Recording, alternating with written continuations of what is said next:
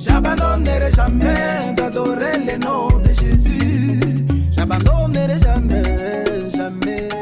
De nous qui va écouter cette parole, afin que nos cœurs s'accordent à ta parole, afin de demeurer dans ta présence. En ton nom, Jésus-Christ, que nous avons ainsi prié. Amen. Amen. Nous allons prendre nos Bibles, nous sommes dans le livre de Apocalypse. Nous allons continuer notre enseignement. Nous sommes dans le livre d'Apocalypse. Apocalypse chapitre 21. Apocalypse chapitre 21. Je ne sais pas si Roy nous a trouvé cela. Apocalypse chapitre 21.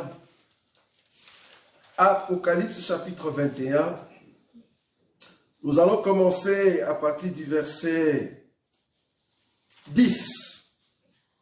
Apocalypse chapitre 21 à partir du verset 10. Je ne sais pas si Roy nous a trouvé cela, il peut nous lire rapidement. Voilà. Tu peux lire. Apocalypse 21, verset 10. Oui. Et il me transporta en esprit sur une grande et haute montagne. Oui. Et il me montra la ville sainte Jérusalem qui descendait du ciel d'auprès de Dieu ayant la gloire de Dieu. Son éclat était semblable à celui d'une pierre très précieuse, d'une pierre de jaspe, transparente comme du cristal. Elle avait une grande et haute muraille.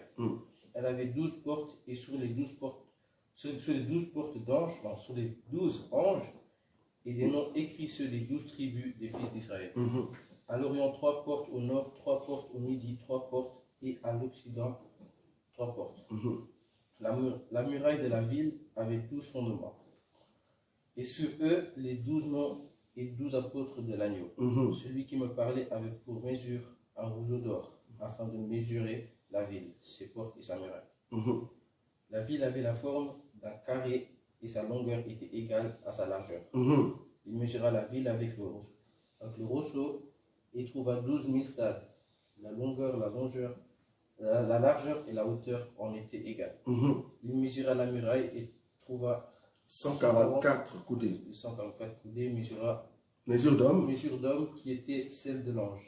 La muraille était construite en jaspe et la ville était d'or pur, semblable à du verre pur. Les fondements de la muraille de la ville étaient ornés de pierres précieuses de toute espèce. Le premier fondement était de jaspe, le second de saphir, le troisième de calcédoine, le quatrième d'émeraude, le cinquième de sardonyx, le sixième de sardoine, le septième de chrysolite, le huitième de béryl, le neuvième de topaz, le dixième de chrysophrase, le onzième hyacinthe, le douzième d'améthyste. Voilà, le verset 21, les derniers.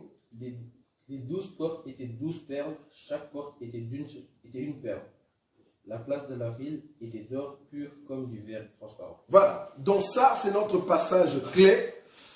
Un passage que vous connaissez, un passage que vous lisez à la maison par rapport à notre enseignement sur le 24 VA. Parce que nous avons déjà commencé depuis longtemps. En tout cas, shalom pour ceux qui nous rejoignent à ces moments. Parce que nous croyons que notre enseignement vous aide à entrer dans la grandeur de notre Seigneur Jésus. Aujourd'hui, comme vous pouvez le remarquer, nous avons notre sous-thème porte et fondement. Ici, maintenant, nous allons nous tarder un peu depuis qu'on a commencé cet enseignement. Vous allez remarquer, j'ai mis porte et fondement. J'ai mis un. Pourquoi? Parce qu'aujourd'hui, nous commençons la première partie de ces sous-thèmes porte et fondement. Comme nous avons dit la fois passée, quand la Bible dit « Tu es Pierre, sur cette pierre, je bâtirai mon église. » Vous voyez, c'est là. « Tu es Pierre, sur cette pierre, je bâtirai mon église. » Cette écriture-là, nous avons trouvé dans la Bible que la pierre en question que Jésus parlait s'appelait jaspe. Pourquoi? Parce que la pierre en question, c'est la matière de construction que Jésus a utilisée par rapport à ce que Jean a vu. C'est une pierre très précieuse qu'on appelle le jaspe. C'est ça qui forme le muraille, au fait, la muraille de cette ville. La ville qu'on appelle la ville sainte, Jérusalem, le pousse. Est-ce que vous voyez cela? Donc nous avons compris que Pierre en question avait une corrélation. Pourquoi? Parce que Pierre étant le premier apôtre, alors que sur le fondement, chaque pierre avait un nom, les noms de 12 apôtres. C'est comme ça que nous avons dit Pierre était au fait la pierre qu'on appelle jaspe. Ça va? C'est ça qui prouve la beauté de cette muraille, la beauté de ce corps qu'on appelle Église Nouvelle-Jérusalem. Mais aujourd'hui, nous voulons maintenant entrer dans des détails de beaucoup de choses. Donc, le sous-thème, c'est porte et fondement. Comme vous le savez, dans la Bible, la porte qui nous amène vers le ciel, par excellence, c'est notre Seigneur Jésus. Mais par rapport à cette muraille, par rapport à cette ville, nous voyons 12 portes. J'ai dit ici, la porte, c'est notre Seigneur Jésus, mais c'est notre Seigneur Jésus doit se subdiviser. Vous voyez ça, c'est ce qu'on a dit la fois passée par rapport à l'ange qui mesurait 144 coudées. L'ange qui mesurait 144 coudées n'est rien d'autre que le Seigneur Jésus qui doit se subdiviser par le 24. Parce que le 24 doit avoir, en fait, la beauté, la forme de cet ange. Est-ce que vous voyez? Parce qu'on a dit que c'était une mesure d'homme. Donc les 144 coudées divisées par 24, c'est là-bas qu'on avait trouvé le chiffre 6. Et le chiffre 6 n'est rien d'autre que le chiffre d'homme. Ça va? Alors aujourd'hui, nous voulons parler des portes et des fondements. Or, la porte par excellence, c'est notre Seigneur Jésus-Christ. Mais le Seigneur Jésus-Christ, par rapport à cette écriture, il doit se subdiviser en 12. C'est-à-dire en 12 portes. C'est comme Jacob qui va se couper en morceaux pour devenir 12. Ça va? Les 12 patriarches. De la même manière, Jésus, lui aussi ici, par rapport à la porte, il va en fait se subdiviser en 12 portes.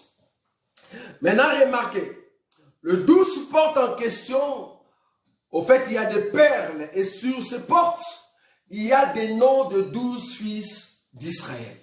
C'est là-bas que j'ai dit, Jésus, c'est lui le véritable Jacob qui s'est divisé en 12 pour nous donner la sémence afin de former les 12 qui viennent des patriarches et nous allons voir le fondement, nous aurons aussi 12 et c'est là-bas qu'ils forment les 24. Donc la porte ici n'est rien d'autre que le Seigneur Jésus qui va se subdiviser en 12. Maintenant, remarquez un élément très important que notre bien-aimé Roy a lu dans les versets Apocalypse. Remarquez, la Bible dit ceci dans l'Écriture en ce qui concerne les portes.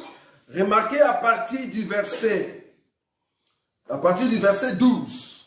Vous voyez, Apocalypse chapitre 21, le verset 12. Elle avait une grande et haute muraille. Elle avait 12 portes. Et aux portes, 12 anges. Et des noms écrits. Ceux des 12 tribus de fils d'Israël. Écoutez le verset 13. À l'Orient, 3 portes. Au nord, 3 portes.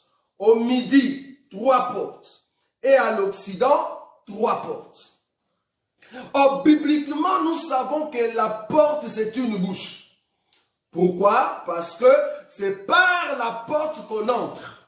Or, Jésus va prendre une écriture pour dire que ce qui entre dans la bouche ne suit pas l'homme, mais c'est ce qui sort. Est-ce que vous voyez?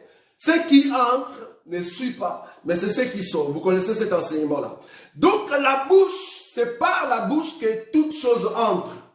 Là, je parle de la nourriture. Or, la nourriture étant la sémence. Est-ce que vous voyez? Quand tu le manges, c'est une nourriture que tu manges. Or, l'oreille aussi est une porte. Est-ce que vous voyez? Donc, nous avons la bouche comme étant une porte, l'oreille aussi étant une porte. Parce que par l'oreille, on peut entendre et écouter la parole. C'est pour cela que nous sommes très prudents pour ne pas écouter n'importe quel enseignement. Nous devons d'abord voir cet enseignement pour que nous ne puissions pas écouter n'importe quoi. Donc, la porte aussi, c'est l'oreille et la bouche. Donc, quand on nous explique en ce qui concerne la porte, nous comprenons qu'ici, on nous parle de ceux qui ont écouté la parole de Dieu. Parce que je vais expliquer par les portes et les fondements les qualités de toute personne qui va aller au ciel. Est-ce que vous voyez ça? Si tu veux aller au ciel, nous allons commencer maintenant à voir les qualités de tous ces 24 vieillards. Donc tous les 24 vieillards doivent entrer par une porte. Et ils doivent avoir le fondement. Est-ce que vous voyez? Les portes et le fondement. Donc ici, la porte, c'est une bouche. La porte, c'est l'oreille. Toi et l'enfant de Dieu, tu as écouté la parole de Dieu qui vient de la bouche du Seigneur. Et le Seigneur t'a donné l'oreille pour que tu puisses accepter cet enseignement. Est-ce que vous voyez? Donc, tout enfant de Dieu doit écouter, au fait, la parole qui vient du Seigneur. Maintenant, remarquez ici, on nous dit qu'il y a 3 portes à l'Orient, 3 portes à l'Occident, 3 portes au Midi, 3 portes au Nord. Ça me rappelle, au fait, Ézéchiel. Remarquez. Remarquez pour comprendre que les portes sont des bouches. Je vais prendre une écriture dans le livre d'Ézéchiel. Ézéchiel chapitre 1er. Ça me rappelle une écriture ici. Ézéchiel chapitre 1er. Donc on nous a dit 3 portes. À l'Orient, 3 portes. À l'Occident, 3 portes à midi, 3 portes au nord. En d'autres termes, 3 portes à gauche, 3 portes à droite, 3 portes en face et 3 portes en arrière. Je ne sais pas si vous voyez ça. Quand on parle des 4 points cardinaux, on veut juste dire gauche, droite, en face, en arrière. Et ça, vous voyez ça. C'est-à-dire nous avons 3 portes dans chaque face. Parce qu'on n'a que 4 faces. Bibliquement parlant, nous n'avons que 4 façades. Donc une maison doit avoir 4 façades. Pour entrer dans le ciel, tu dois passer par l'une des portes des 4 façades. Est-ce que vous voyez ça? Donc on a l'Orient, l'Occident, Midi et le Nord. On a gauche, à droite, en face et en arrière. Or, cela nous explique quelque chose. Ézéchiel chapitre 1er. Je suis dans l'écriture. Ézéchiel chapitre 1er. Je prends ici quelle écriture? Je prends l'écriture 4. Je regardais, et voici, il vint du septentrion, un vent impétueux, une grosse nuée et une gerbe de feu, qui répandait de tous côtés une lumière éclatante, au centre de laquelle brillait comme de l'airain poli. Là, on représente le trône, hein, parce qu'on va avoir le trône dans l'un des enseignements que nous allons présenter, les trônes de Dieu. Ça va? On nous présente le trône. Briller comme l'airain poli, sortant du milieu du feu. Écoutez maintenant le verset 5. Au centre, encore, apparaissaient 4 animaux, dont l'aspect avait une ressemblance humaine. Chacun d'eux, écoutez bien, chacun d'eux avait 4 faces. Chacun d'eux avait 4 faces et chacun avait 4 ailes. Remarquez le verset 10. Quant à la figure de leur face, ils avaient tous une face d'homme, tous les 4 une face de lion à droite, tous les 4 une face de bœuf à gauche et tous les 4 une face d'aigle. Là, nous voyons les 4 êtres vivants. Les 4 façades nous montrent au fait l'image des 4 êtres vivants. Or, chaque face de l'être vivant avait une bouche. Parce qu'on nous dit qu'il y a la façade du lion, la façade du bœuf, la façade de l'homme et la façade de l'aigle. Chaque façade a une bouche. Est-ce que vous voyez ça? Or, chaque bouche doit permettre à ce que la parole sorte. Donc, il y a une parole avec l'intensité, pardon, avec l'intensité du lion, c'est-à-dire la férocité du lion.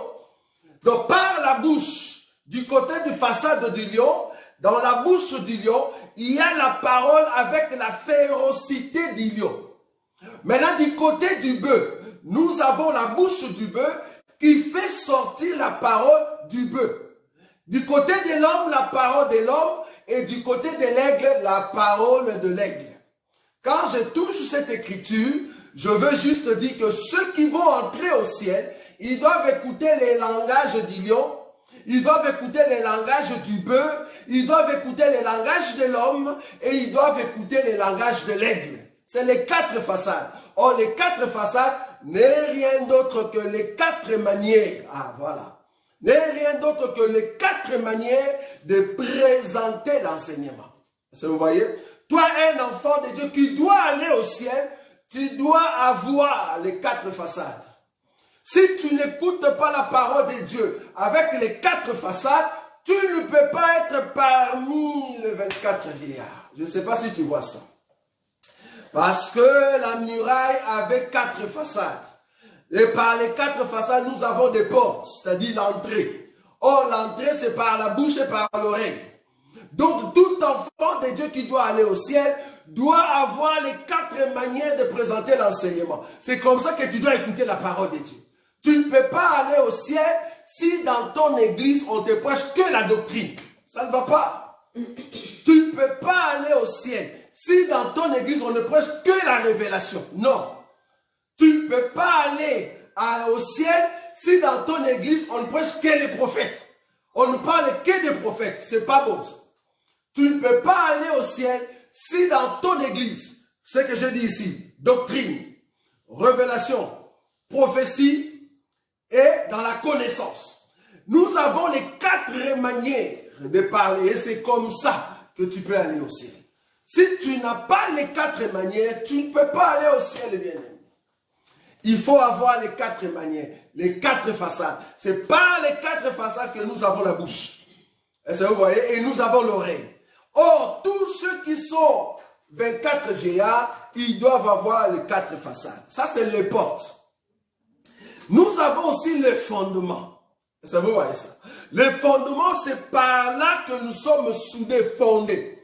Or, il y a une écriture, parce que le fondement en soi, c'est avec des pierres précieuses. Il y a une écriture dans la Bible que vous connaissez. Il y a 2 personnes qui ont bâti une maison. Il y a un qui a bâti avec le fondement de la terre, du sable. Mais il y a l'autre qui a bâti sur le roc.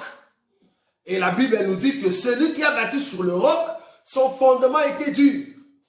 Or, le terme pierre veut dire rocher. Donc, nous sommes fondés sur l'enseignement des apôtres et des prophètes. Est-ce que vous voyez ça? Des prophètes et des apôtres. Cet enseignement, c'est du roc. C'est ça qui nous donne la force.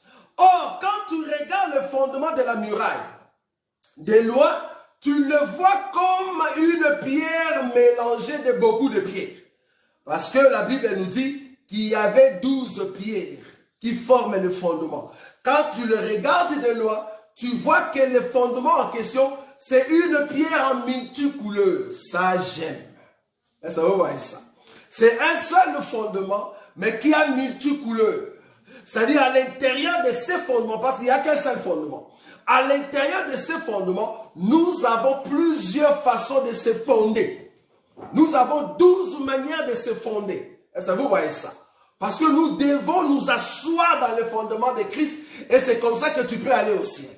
Maintenant, nous allons ici, dans cet enseignement, aller petit à petit parce que je vous ai dit que les portes ou la porte, c'est notre Seigneur Jésus qui doit se subdiviser en 12 portes. Je vous ai dit ici le fondement, c'est notre Seigneur Jésus, mais qui doit se subdiviser en 12 fondements. Ça va? Maintenant, nous allons voir chaque fondement qui est représenté par un nom. Parce qu'on nous dit que chaque fondement, il y avait les noms de 12 apôtres. Est-ce que vous voyez ça? Et nous allons voir aussi chaque porte qui est représentée par un patriarche. Et c'est comme ça que nous allons petit à petit voir cet enseignement sur les portes et le fondement. C'est très important. Donc, ici, il faut souligner un élément. Les portes, nous avons les 4 manières de parler pour aller au ciel. Tu ne peux pas entrer au ciel si tu n'es pas un chrétien qui a les 4 façades, qui a écouté les 4 manières de présenter l'enseignement, parce que pour entrer au ciel, il te faut les 4 faces des êtres vivants. Si tu n'as pas les 4 faces de notre Seigneur Jésus-Christ, tu ne peux pas entrer au ciel. Parce que c'est par les 4 faces qu'il parle. Il parle par les lions, il parle par le veau, il parle par l'homme, il parle par l'aigle. Est-ce que vous voyez ça? Et les 4, c'est les 4 manières de présenter l'enseignement. Et le fondement ici, c'est le 12, c'est les multicouleurs de notre Seigneur Jésus qui nous donne, au fait, le fondement. Maintenant, nous allons voir un élément très important. Je vais prendre une écriture ici rapidement. Je prends Genèse. Parce que nous voulons voir chaque porte et chaque fondement. Sur chaque porte, il y avait un nom. Et sur chaque fondement, il y avait aussi un nom. Je vais commencer à prendre une porte et un fondement. Ça va? Aujourd'hui, je commence par la première porte qui s'appelle Ruben. Vous voyez ça? La première porte s'appelle Ruben. Pourquoi? Parce que dans les livres d'Exode, que je vais prendre ici avec vous, Exode chapitre 28, Exode chapitre 28, remarquez ce qui est écrit. Pourquoi je dis que la première porte, c'est au fait Ruben. Je prends Exode. Exode chapitre 28, la Bible dit ceci. Je vais lire ça rapidement. À partir du verset 17, Exode chapitre 28, à partir du verset 27. La Bible dit ceci.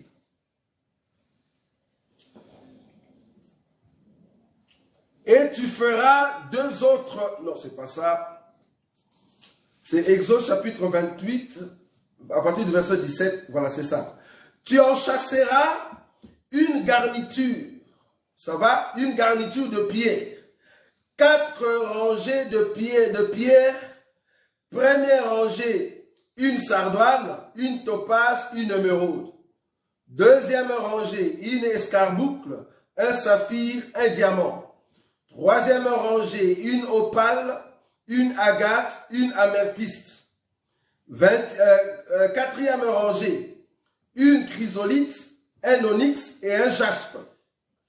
Ces pierres seront enchâssées dans leur monture d'or. Il y en aura 12, écoutez, il y en aura 12 d'après les noms de fils d'Israël. Il y en aura 12 d'après les noms de fils d'Israël. C'est ce qu'on nous a dit là-bas dans les livres d'Apocalypse. Il y a 12 portes, d'après les 12 fils d'Israël. Est-ce que vous voyez ça? Donc, le premier fils d'Israël, de Jacob, n'est rien d'autre que Ruben. Donc nous allons commencer par les portes. Nous allons commencer par Ruben jusqu'à Benjamin. Et quand nous allons prendre aussi les fondements, nous allons commencer par Pierre et nous allons terminer par Matthias. Parce que les fondements, Judas n'est pas là. Le nom de Judas n'est pas là. Parce que Judas a été remplacé. J'avais dit ça la fois passée. Judas a été remplacé par Matthias. Donc ici, nous allons toujours prendre la première porte et le premier fondement. C'est pour ça que j'ai appelé le sous-thème, le porte et le fondement. Ça va? Je vous ai dit que la porte par excellence, c'est notre Seigneur Jésus. Le fondement par excellence, c'est notre Seigneur Jésus. Mais il doit se subdiviser. Il doit se couper en 12. Est-ce que vous voyez? Et en 12, nous avons maintenant 12 portes et 12 fondements. Ok. Donc, Exode, que je viens de lire, ça nous montre que chaque porte, il y avait un nom. Or, le premier fils de Jacob n'est rien d'autre que Ruben. Nous voulons maintenant voir Ruben. Qui sont ceux qui passent par Ruben? Est-ce que vous voyez? Pour entrer au ciel parmi les 24 vieillards, tu dois avoir les caractéristiques de la porte qu'on appelle Ruben. Parce que chaque porte a un nom. Pour entrer au ciel, nous avons les 4 façades. On doit écouter la parole de Dieu. On doit recevoir la parole par les caractéristiques de Ruben. Est-ce que vous voyez ça? C'est comme ça que je présente l'enseignement. Donc, toute personne qui veut aller au ciel, tu dois avoir ces caractéristiques que je vais citer ici. Les caractéristiques de Ruben, et tu dois avoir les caractéristiques de Pierre, qui est aussi un fondement. Donc, Ruben étant une porte, toute personne doit avoir ses caractéristiques, et Pierre étant un fondement, toute personne doit avoir les caractéristiques de ces fondements-là. Ok? C'est là-bas que nous allons nous tarder aujourd'hui. Je prends alors l'écriture de Genèse chapitre 29 pour voir maintenant les caractéristiques de ceux qui ont les caractéristiques de Ruben.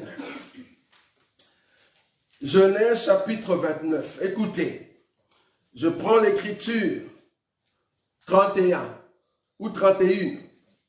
L'Éternel vit que Léa n'était pas aimée et il la rendit féconde, tandis que Rachel était stérile. Je répète, l'Éternel vit que Léa n'était pas aimée et il la rendit féconde, tandis que Rachel était stérile. Qu'est-ce que je vais dire d'abord par rapport à cette écriture? Avant que Ruben vienne, avant que l'enseignement de Ruben vienne, avant que la porte Ruben s'ouvre, pour que nous puissions entrer, nous étions un peuple mal aimé. Vous voyez ça? C'est comme ça que je présente l'enseignement. Donc tu ne peux pas entrer par la porte Ruben si tu es déjà aimé. Est-ce que vous voyez ça? Parce que nous étions mal aimés dans le monde. Nous étions des malheureux dans le monde. Maintenant, le Seigneur a vu que nous n'étions pas aimés. Pourquoi? Parce que nous avons la sémence. Nous avons la sémence. Nous avons l'appel de notre Seigneur. Dieu a vu que nous étions mal aimés là-bas dans le monde. Alors Dieu nous a rendus féconds. C'est-à-dire nous pouvons maintenant avoir des sémences. Nous pouvons maintenant avoir cette capacité de recevoir la sémence. Parce que j'avais dit, parce qu'il faut comprendre que l'enseignement des 24 vieillards, c'est une succession des enseignements. Donc si tu me suis aujourd'hui, tu vas te perdre parce que tu n'as pas suivi au début. J'avais dit que toute personne qui va aller au ciel, c'est une personne qui a été appelée de Dieu. Dieu nous a parachutés sur la terre. Dieu nous a envoyés sur terre pour que nous puissions manifester la sémence. Est-ce que vous voyez? Mais en venant sur la terre, nous n'étions pas aimés. Maintenant, Dieu nous a rendus féconds par la sémence qui est en nous pour que nous puissions manifester cette sémence-là. Mais le monde ne nous a pas aimés. Est-ce que vous voyez cela? Parce qu'on n'a pas l'amour auprès du monde. Alors Dieu nous a rendus féconds pour que nous soyons des personnes qui manifestent le fruit. Est-ce que vous voyez cela? Le verset 31. L'Éternel vit que Léa n'était pas aimée et il la rendit féconde, tandis que Rachel était stérile. Le verset 32. Léa devint enceinte et enfanta un fils, à qui elle donna le nom de Ruben, car elle dit, l'Éternel a vu mon humiliation et maintenant mon mari m'aimera. Quand tu as la porte qu'on appelle Ruben en toi, quand tu as la sémence, l'enseignement qui passe par Ruben, vouloir ou pas, tu seras aimé par les maris. Ça vous voyez? Parce que tu as l'enseignement. Donc tous ceux qui font partie de 24 vieillards, c'est le peuple qui a reçu l'amour du mari. Ça vous voyez? C'est comme ça qu'on nous appelle épouse. Mais là maintenant, le mari va nous aimer. Parce que nous avons la sémence. Il nous avait rendu féconds. Il nous a jetés par la sémence. Nous manifestons la sémence. Alors l'amour du Père est là. Ça vous voyez? L'époux va nous aimer maintenant. Parce que nous avons Ruben dans notre ventre. Nous avons Ruben que nous avons écouté. Ça vous voyez? Donc la porte Ruben, c'est la porte de tous ceux qui étaient mal aimés. Mais cependant, Dieu les a rendus féconds. Alors ils reçoivent la sémence pour que l'amour du Père, l'amour de l'époux soit manifeste. Est-ce que vous voyez ça? Ça, c'est la porte qu'on appelle Ruben. Pour aller au ciel, il faut que le monde puisse t'haïr. Parce que si le monde t'aime, tu ne peux pas aller au ciel. Parce que la Bible dit, tous ceux qui sont encore dans l'amour du monde, tous ceux qui aiment le monde, ne peuvent pas hériter le ciel. Il faut que le monde puisse t'haïr. Il faut que le monde ne puisse pas t'aimer. C'est comme ça que Dieu va t'aimer. Vous voyez, parce que Dieu va te donner la sémence et tu seras aimé. Un autre élément, toujours par Ruben. Le verset, parce que je vais expliquer ici les défauts de Ruben. Là, j'explique les qualités. Est-ce que vous voyez? J'explique les qualités d'une personne qui passe par Ruben.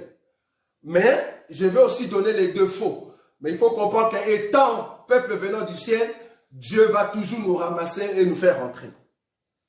Genèse chapitre 49. J'explique la porte Ruben.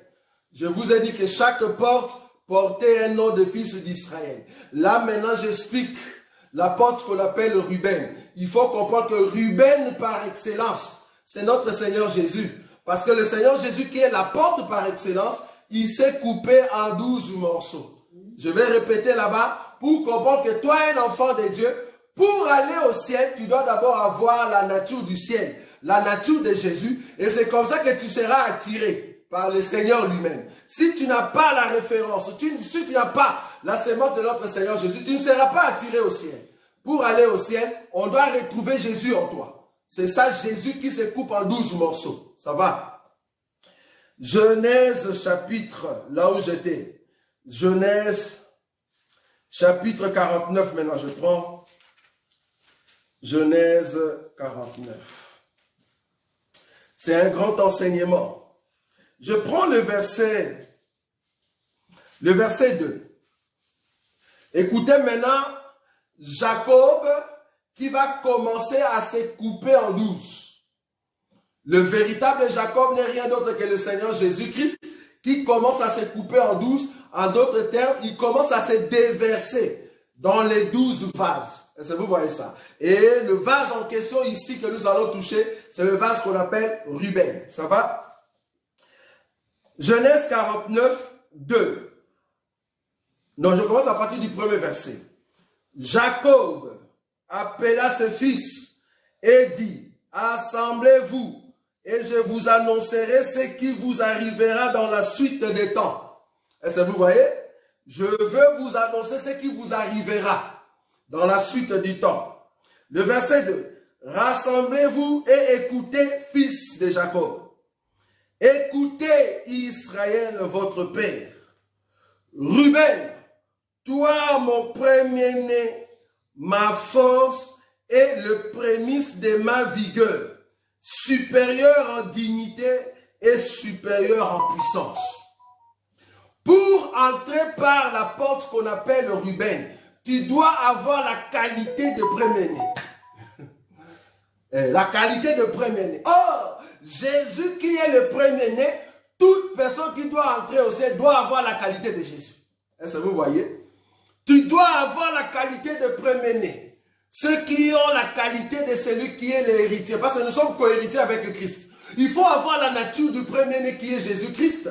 La nature de ceux qui sont puissants. Parce que la puissance vient de notre Seigneur Jésus. La nature de celui qui a la prééminence. Est-ce que vous voyez ça? Celui qui est au devant. Celui qui conduit. Celui qui est un leader. C'est-à-dire dans les mondes, c'est toi qui dois éclairer.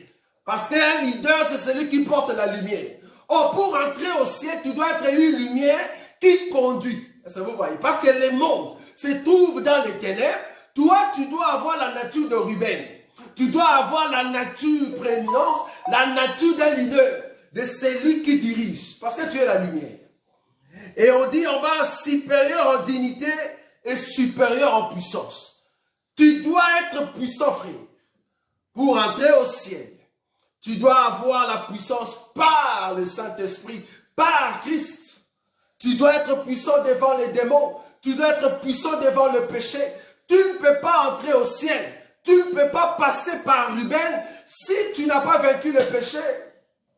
Tu ne peux pas entrer par la porte au Ruben si tu n'es pas supérieur en dignité. Tu es faible devant le péché. Tu es faible devant les démons. Tu as peur des sorciers. Tu as peur des démons. On comprend que tu ne passes pas par Ruben. La porte Ruben n'est pas pour toi. La parole qui sort de la bouche de Ruben n'est pas pour toi. Alors que la porte Ruben, c'est pour ceux qui sont puissants. Pour ceux qui sont supérieurs en dignité et en puissance. Est-ce que vous voyez ça?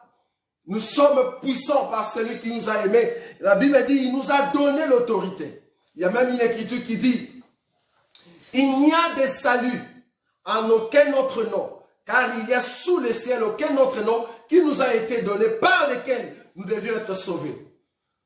C'est pourquoi aussi Dieu l'a souverainement élevé et lui a donné les noms qui est au-dessus de tout nom, de tout nom. Donc, les noms que nous recevons comme étant la porte Ruben, c'est les noms qui viennent de Jésus. Or, toute personne qui reçoit ces noms-là, de la même manière que les noms des 12 patriarches viennent de Jacob, nous aussi, par la porte de Ruben, nous venons de Jésus qui est puissant.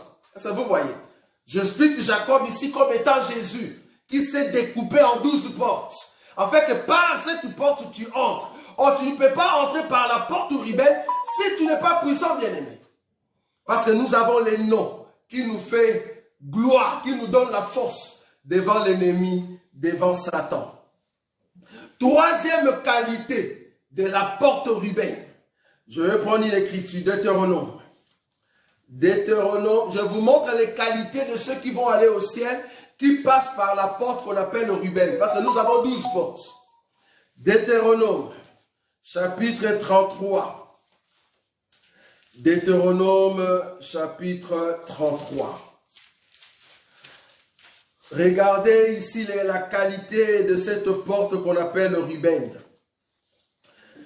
Deutéronome chapitre 33. Je commence à partir du verset 4 et je descends. Moïse nous a donné la loi, héritage de l'assemblée de Jacob. Il était roi en Israël. Quand s'assemblait le chef du peuple et les tribus d'Israël. Regardez ce que Moïse va dire. Que Ruben vive et qu'il ne meure point et que ses hommes soient nombreux. Je dis ici le véritable Ruben n'est rien d'autre que notre Seigneur Jésus parce qu'il ne meurt point. Mais toute personne qui passe par la porte Ruben, tu dois être une personne qui ne meurt pas. Même si tu dormais aujourd'hui, parce que la mort physique, la Bible l'appelle dormir. Est-ce que vous voyez ça? Même si tu dormais aujourd'hui, tu dois te réveiller. Parce que tu ne peux pas mourir. La mort, parce que dans la Bible, véritablement la mort, c'est la deuxième mort. Parce que la première mort peut venir, mais la Bible appelle cela dormir. C'est-à-dire, tu vas te réveiller. Donc, tous ceux qui veulent aller au ciel et qui passent par la porte qu'on appelle Ruben, doivent être des personnes qui vont se réveiller. Ça, vous voyez? Ils ne peuvent pas mourir. Ils ne meurent point. Ils doivent vivre. Voilà. Ça, c'est le Ruben. Mais toi, un enfant, tu es déjà mort dans les péchés. Tu es déjà condamné dans les péchés. Tu demeures encore dans les péchés. Tu demeures encore dans les mondes. Partout où on fait des choses du monde, toi tu es là. Comment est-ce que tu peux passer par la porte Ruben? Parce que le péché te tue. Parce que la Bible dit, c'est lui qui pêche. L'âme qui pêche, c'est l'âme qui mourra. Est-ce que vous voyez cela? C'est-à-dire tous ceux qui pêchent sont morts. Oh, toi et moi, si nous voulons entrer au ciel, nous devons être Ruben. Nous devons passer par Ruben. Est-ce que vous voyez ça? Donc Ruben, c'est une personne qui continue de vivre. Même s'il dormait, il va se réveiller. Parce que nous sommes des éternels. Nous ne mourrons pas. Nous dormons pour se réveiller après. Mais les païens, ils ne dorment pas, ils meurent. Dans leur sommeil, ils meurent. Mais nous, dans notre sommeil, nous allons nous réveiller. Est-ce que vous voyez cela? Parce que nous passons par Ruben. C'est ça la véritable qualité de Ruben. Waouh, l'heure. C'est ça la qualité de Ruben. C'est une personne qui est éternelle. Une personne qui est éternelle dans la présence de Dieu. Le seul défaut de Ruben, c'est au fait Genèse chapitre 49. Peut-être c'est là-bas que nous allons nous arrêter. Et prochainement, nous allons continuer avec Pierre maintenant. Parce que je vais toucher toujours la première porte, les premiers fondements. La deuxième porte, le deuxième fondement. C'est comme ça que je vais commencer à descendre jusqu'à arriver à la 12e porte, le 12e fondement. Donc, aujourd'hui, nous allons nous arrêter à la première porte, ce qui est Ruben. Remarquez Genèse chapitre 49. La deuxième, même pas 49. Est-ce que c'est 49 que j'ai besoin? Non, je prends Genèse 35, s'il vous plaît. Genèse chapitre 35. Genèse chapitre 35. Parce que dans 49, ça c'était la conséquence de ce qui s'est passé dans Genèse 35. Genèse chapitre 35, je prends le verset 22. Pendant qu'Israël habitait cette contrée, Ruben alla coucher avec Bilha, concubine de son père, et Israël apprit. Le fils de Jacob était au nombre de 12. Genèse chapitre 49, la deuxième partie de là où on a lu tout à l'heure. Genèse chapitre 49, c'est-à-dire le 4e verset. Donc là on parle de Ruben, hein, donc je suis dans le livre de Genèse 49 à partir du 3e et je descends. Ruben, toi mon premier-né, ma force et le prémisse de ma vigueur, supérieur en dignité et supérieur en puissance, impétueux comme les eaux, tu n'auras pas la prééminence, car tu es monté sur la couche de ton père. Ça va? Car tu es monté sur la couche de ton père, tu as essuyé ma couche en y montant. Et ça, vous voyez, c'est là. L'erreur ou les défauts que le Ruben peuvent avoir sur la terre, mais il faut comprendre que Ruben ne meurt pas. Ruben ne meurt pas. Ça peut l'amener à la mort, mais c'est une mort pour dormir, mais il va se réveiller. Est-ce que vous voyez? Parce qu'il doit, avant de mourir, changer son comportement et adopter le comportement de Christ. Est-ce que vous voyez? C'est là. Donc ici, l'erreur, c'est quand Israël n'était pas là, quand Israël s'est déplacé, quand Jacob s'est déplacé, alors dans la pensée de Ruben est venue d'aller monter sur la couche de son père. Est-ce que vous voyez ça? Et couché là-bas, il a péché. Est-ce que vous voyez cela? Donc à l'absence du père, on voit Ruben pécher. Or, il y a beaucoup d'entre nous, en tout cas d'entre ceux qui demeurent en Christ Jésus, il y a beaucoup d'entre nous qui sont au fait de Ruben du côté des défauts. Mais ici, je viens t'exhorter de te relever. Ce n'est pas parce que tu n'écoutes pas l'enseignement. Ce n'est pas parce qu'il y a l'absence de Jacob. Ce n'est pas parce qu'il y a l'absence de Christ. Là où tu pries, que tu dois demeurer dans le péché. Je ne sais pas si tu vois ça. Parce que tu es en réalité Ruben. Mais le problème est que là où tu es maintenant, il y a l'absence de Jacob. Il y a l'absence de l'enseignement. Il y a l'absence du Père. Moi, j'aimerais te dire, parce que ce qui passe dans ta vie, c'est quoi? Plus il y a l'absence du Père, vouloir ou pas, tu vas ressortir une fausse enseignement. Non, un faux enseignement. Une fausse sémence. Est-ce que vous voyez ça? Une fausse sémence, c'est quoi? C'est-à-dire que tu vas coucher sur la couche du Père, alors que tu vas donner une fausse sémence. Un faux enseignement. Est-ce que vous voyez ça? Pourquoi? Parce qu'il y a l'absence du Père. Là où il n'y a pas l'enseignement, tous ceux qui sont là-bas, ils vont donner une fausse sémence à la femme. Est-ce que vous voyez ça? Donc si tu es un homme de Dieu, tu te trouves là où il n'y a pas l'enseignement, tu seras comme les défauts de Ruben. Tu donneras une fausse sémence. Parce que le père n'est pas là. Alors que la femme du père a besoin de la sémence du père. Donc l'église a besoin de la sémence de l'époux. Et non pas notre propre sémence. Malheureusement, il y a beaucoup. Ils sont dans des églises là où il n'y a pas le père. Là où il n'y a pas l'enseignement, ils donnent leur propre sémence. Alors qu'en réalité, si tu es un serviteur qui demeure dans la maison du Père, tu dois être encastré. Est-ce que vous voyez? C'est ce que nous présentons.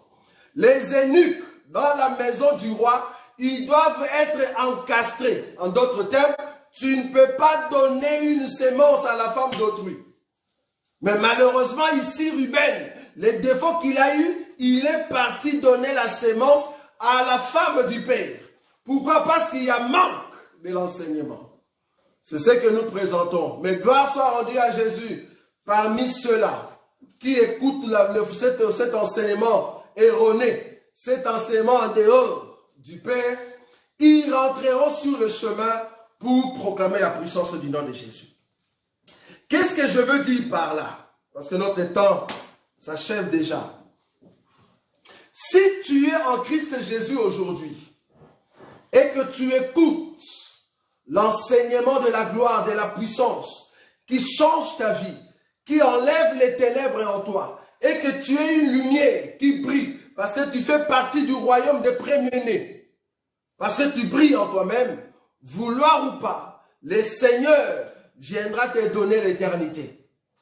Le Seigneur viendra te donner l'éternité parce que, à l'absence du Père, tu donnais ton propre enseignement, tu donnais ta propre sémence, mais quand le Seigneur sera là, il viendra déclarer par la bouche du roi, parce que dans la Bible on dit que Moïse était roi. Est-ce que vous voyez? Il viendra déclarer dans la bouche du roi que toi tu ne peux pas mourir, tu dois être éternel. Pourquoi? Parce que tu passes par la porte qu'on appelle Ruben. Est-ce que vous voyez cela?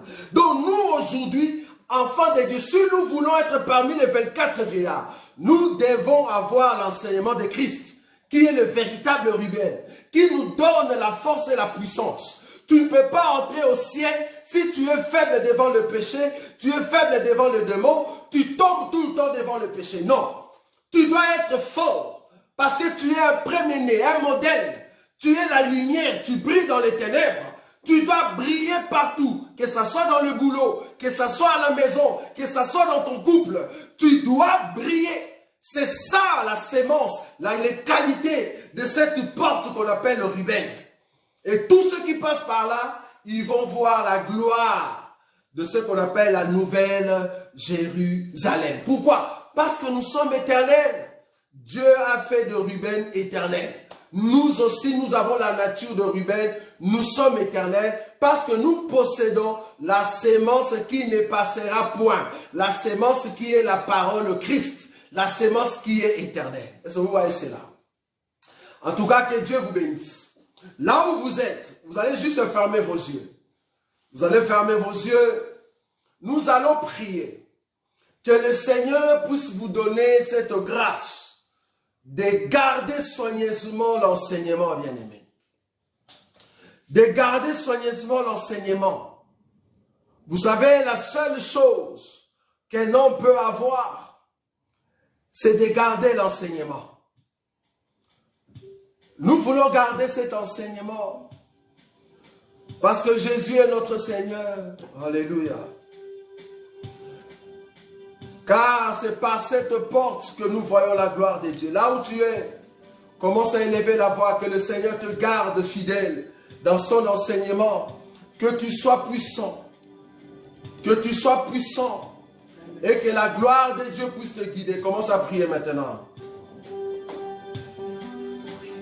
Oh, que le Seigneur puisse te donner la force. Que Dieu enlève la faiblesse en toi. Deviens premier-né, bien-aimé. Deviens fort, puissant. Pour que le Seigneur puisse dire tu es éternel. Commence à prier, bien-aimé.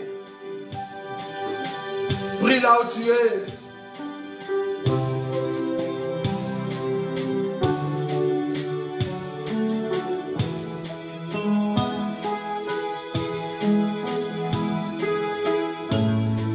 Alléluia.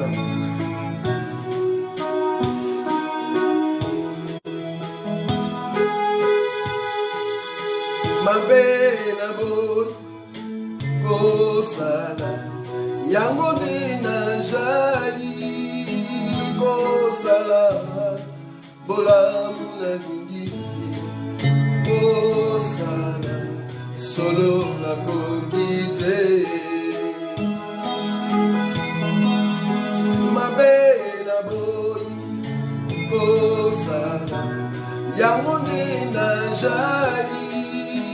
Kosala, bolamu na lingi, kosala, solo na kokite. Chantez avec nous, bien-aimés. Mabena boy, kosala, yango nde na jali, kosala, bolamu na lingi, kosala. solo nakoki te. Oh Yesu, oh Nzambe ya bolingo nanga, nasengi na yo, oh Nzambe yaka musunganga. Oh Yesu, oh Nzambe ya bolingo nanga, nasengi na yo, oh Nzambe yaka musunganga. Na etumba oyo Nzambe nakoki te kobunga, ngai moko yango nasengi na yo, oh Yesu yaka musunganga. Na etumba oyo Nzambe nakoki te kobunga, ngai moko yango nasengi na yo, oh Nzambe yaka musunganga. Wete Satana, oh Yahweh, abangaka moto te, Masia abangaka bobele, kombo ya nguya ya Yesu Kristo. Oh oui, wete Satana, oh Nzambe abangaka moto te, abangaka bobele, kombo ya nguya ya Yesu Kristo. Encore une fois, wete Satana, oh Nzambe abangaka moto te, abangaka bobele, kombo ya nguya ya Yesu Kristo. Oui, ton nom est puissant, Jésus. Il n'y a que ton nom, Seigneur. Il n'y a que ton nom qui nous donne la force. Et à chaque fois nous marchons avec toi, le Seigneur Tout-Puissant. Le roi des gloires, le Seigneur, c'est lui qui nous garde dans sa fidélité. Nous voulons célébrer ton Saint-Nom, Jésus. Le roi des gloires, c'est lui qui règne dans nos cœurs à jamais. Béni soit ton nom, Jésus. Nous te sommes très reconnaissants pour tout ce que tu réalises dans la vie de tes enfants. Nous voulons célébrer ton Saint-Nom. Toi qui es le Dieu de gloire. Bénis mon frère, bénis ma soeur qui a écouté cette parole. Toi qui nous prépares à rentrer à la maison. Parce que tu es le Dieu Tout-Puissant. Ton nom est redoutable dans nos vies. Garde-nous, Seigneur Jésus. Que cette semaine, Seigneur, soit pour la seule gloire de ton nom. Nous voulons célébrer ton Saint-Nom, Jésus. La semaine qui commence, nous voulons voir ta grandeur et que ton onction puisse nous conduire. Les dieux élevés en grandeur, que ta main toute puissante.